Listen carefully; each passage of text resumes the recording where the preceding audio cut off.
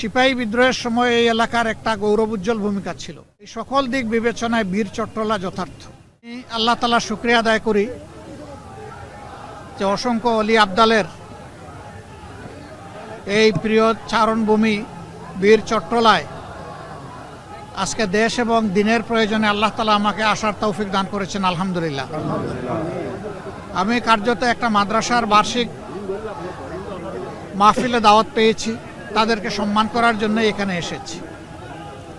এর আগে দক্ষিণবঙ্গের অন্যতম বৃহৎ দ্বীনি শিক্ষা প্রতিষ্ঠান নেসারাবাদ মাদ্রাসার বার্ষিক মাহফিল ছিল, সেখানে আমরা মিলিত হয়েছিলাম, ওখান থেকেই মূলত এখানে আসা।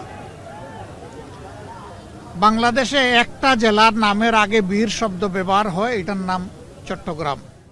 মজলুমদেরকে কার্যত দিনের দিকে আকৃষ্ট করা এবং জুলুমের হাত থেকে রক্ষা করার জন্য আরব যারা দায়ী ছিলেন তাদের আগমন ঘটেছিল এই এলাকা দিয়ে। এই জন্য চট্টগ্রামকে আরেকটা উপাধিতে ভূষিত করা হয়, বলা হয় এটা ইসলামাবাদ, ইসলামের আগন পথ বা ইসলামের গেটওয়ে বাংলাদেশের জন্য।